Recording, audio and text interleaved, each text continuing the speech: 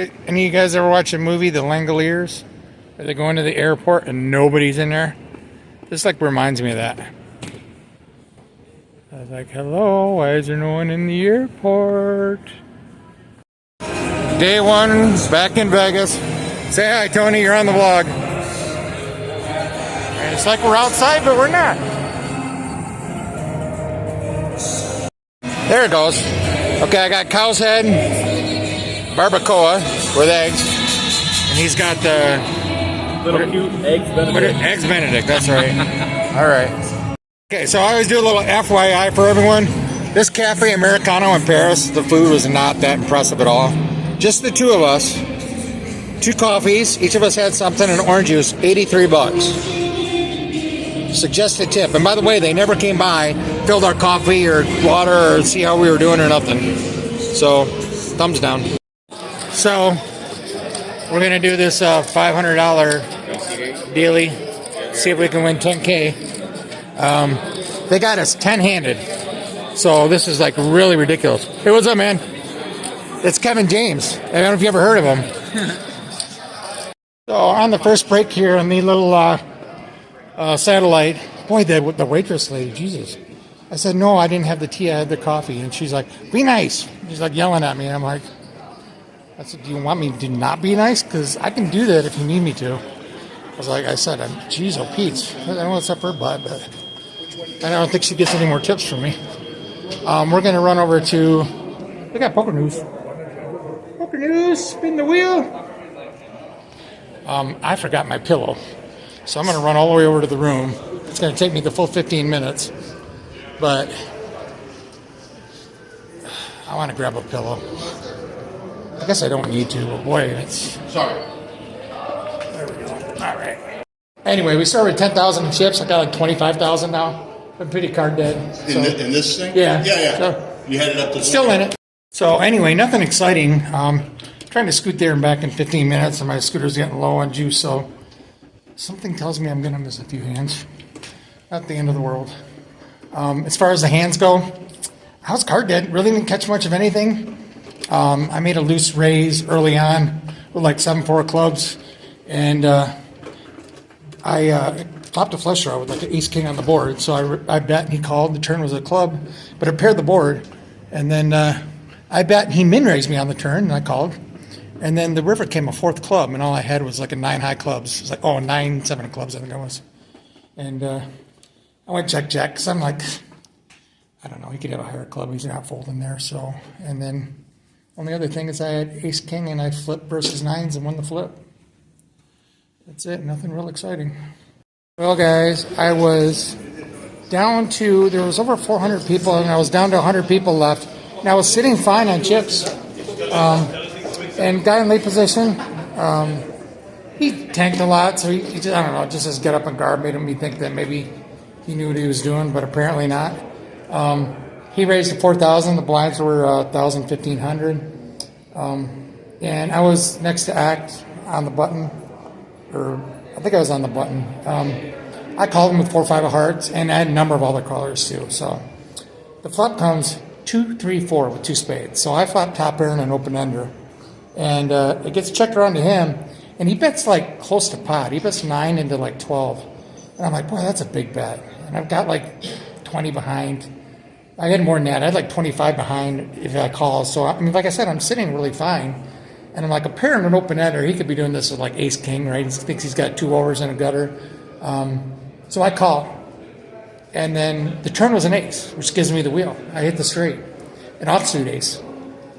And he jams all in, like overbets the pot for like 25,000. And of course, I'm not folding with a straight. And he probably flips over pocket aces, like it's the nuts. Did you not see the straight came in and I called you next to act? And I called him, and the board paired on the river. 4 came on the river. It was like, there's only 2 4s left. And so, anyway, I got sucked out on, dude. If I win that pot, I'm like fucking over 100,000 in chips, and I'm sitting pretty. 200,000 is when you get the 10 grand. So I was sitting really well. I mean, it's questionable whether or not to play those suited connectors. But I thought I was quite. It's questionable whether or not I'm deep enough, but I don't think after the flop, I really did anything wrong, and I got it in good. I don't know why you shove a top set when the straight comes in. But he did, and I got unlucky with the board pairing, so what are you going to do? So I guess we'll decide what I do from here on out. So I'll comment again real quick on that hand. By the way, the blinds are only 1,000, 1,500, and he shoved for over 20,000. I don't know how many big blinds that is, but what, 30, 40 bigs or something? And he just jams when he hits top set, when the obvious straight comes in. That jam there is so terrible because I think only better is calling. I mean, yeah, I could have a flush draw, but when you jam top set when the obvious straight comes in, I'm folding all my draws, obviously, and I'm calling if I had hit the straight. So only better is calling. That jam by him is horrendous.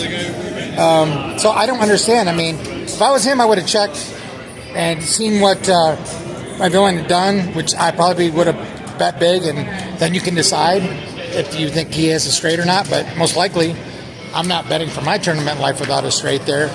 It's such an obvious straight that came in. So I just thought this play was horrendous. You got to keep in mind when you're betting is worse calling, and the only thing that's calling there is the hands that beat him, and he just got lucky. So what are you gonna do? I mean, it's part of poker. It sucks, but there was only 100 people left, and 20 people got the 10K. So I was that close, and yeah.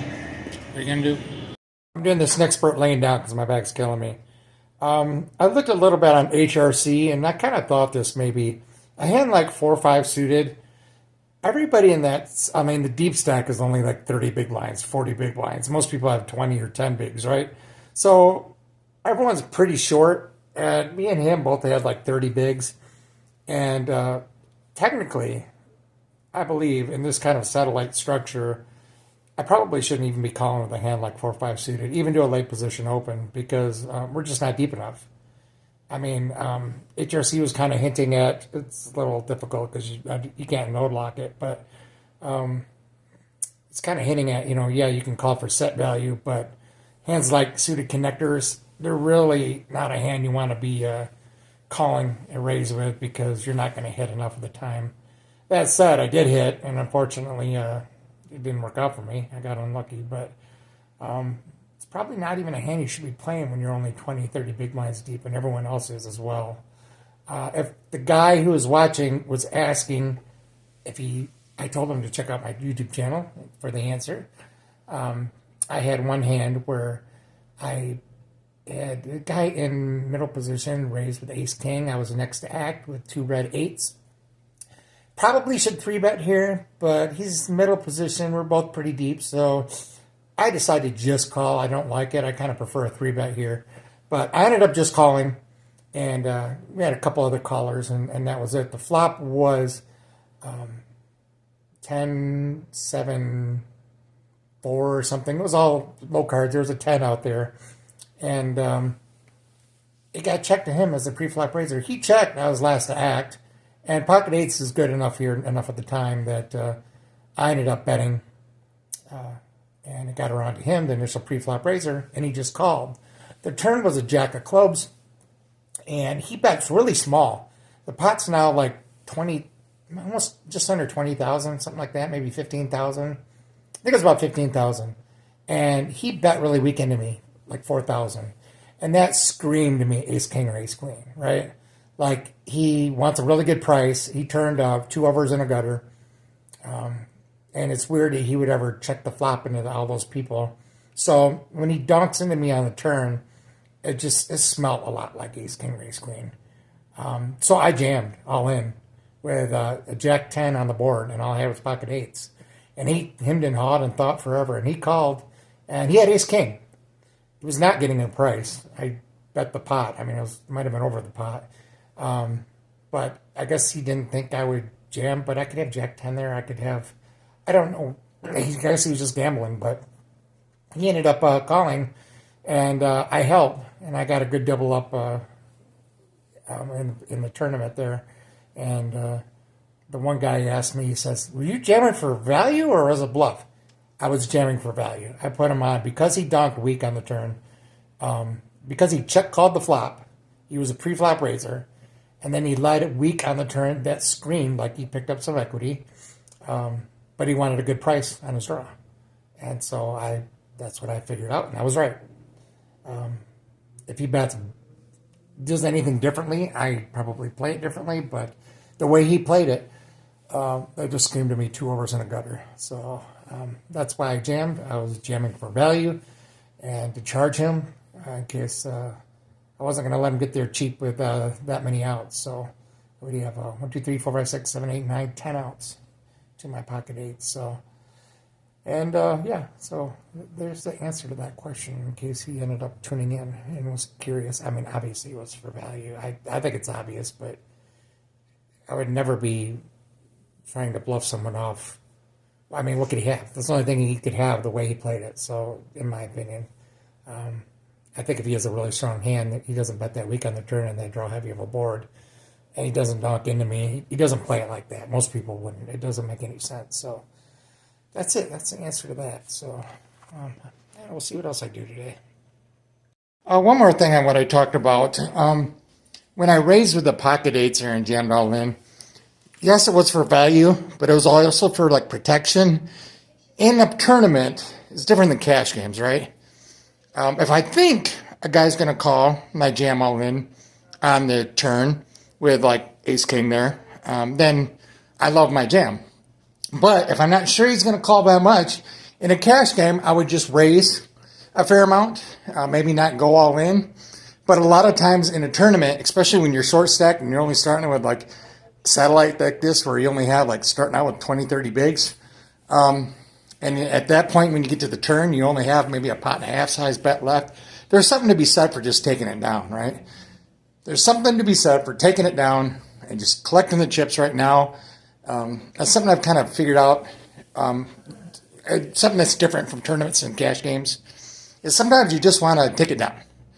I think I've had a number of situations where in a tournament where I think I remember one time I ended up, I flopped top pair, and the only thing I was worried about was an ace because I had like king queen on a king 7 deuce board or something, and the guy c-bet, and I didn't have a whole lot of chips behind. I had maybe a pot and a half size bet left, and then the turn came an ace, and he ended up hitting his ace on the turn. And it's kind of like in hindsight, when I don't have a whole lot of chips behind, I feel like there's some value sometimes in just protecting your hand. I'm not a big believer in protecting your hand or finding out where you're at, but sometimes in a tournament, it's good to just take it down, kind of protect your hand, I guess you'd call it. And you don't mind taking it down just to collect the chips, because if you only got like an SPR or 2 when you're on the turn, it's okay to just kind of take it down if you can, if the guy has quite a few outs, because the value of the chips are worth so much more in a tournament than a cash game. So I thought I'd point that little bit out. I'm going to go lay down by the pool outside and then maybe go hit the gym. This is the horseshoe pool, the blue pool they call it. I went to the Paris one last time. You can go to the Paris or the horseshoe. Either pool you can go to if you're staying at the horseshoe. And by the way, if you got pops, hide them. Because I brought a Gatorade in and I didn't hide it, and you can't bring outside beverages in. So, decided to take another shot at the 580 satellite dealie. I went to the gym and then I just felt pretty good, so I thought I'd come and play. I didn't catch nothing forever. I just stole a couple pots here and there, but I just couldn't get above starting stack. You only start with 10,000. And I have like, 7,200. And I'm in the big blind. The blinds are 4, 8, and 8. And everyone's shorting these things. And the old dude on the button, he's raising all the time. And he's just running real good. He's got a super deep stack. So he raises to 2,000 on the button. The small blind calls. And I look down in the big blind with Jack 10 of clubs. I know the guy on the button's raising with like really wide range, right? So I turn around and ship it with Jack 10 of clubs. And of course the old guy folds. I expected him to. And like I said, it was only 5,000 something more. And then the small blind, he had about the same amount of chips as me. And I didn't expect this. I thought he would fold, but he called. And he had pocket 2s. At Jack 10 of clubs, he had pocket 2s and top of Broadway draw, turned to 10, and a deuce came on the river. And that was all she wrote. So I don't know. I don't think you can call with 2s there if you're, he can just jam. He should jam, never flat and then reflat. So, but yeah, you don't get the top level players in these tiny turbo satellite things for sure. So, unfortunately, that was I didn't even make it to break. I made it right to break, and that was it. So, not a good day today. The 4-5 of hearts was questionable. Even though I just got unlucky, I got it in good on the turn. And then this last one, I should have c-bet a flop when I had a gutter in and over. And I didn't do that, and I lost some chips on that one. The lady turned a second pair, and then so that was one hand I misplayed. I should have just bet the flop. Other than that, I can't really think of anything else I would have done differently. So it is what it is. My back and butt are just absolutely killing me. So I'm gonna go lay down again and go play some cash if I feel up to it. It just sucks. I wish I had gotten those shots from my doctor. He was supposed to give them to me, and they held off on it. And, I wish he had given me those because I'm struggling.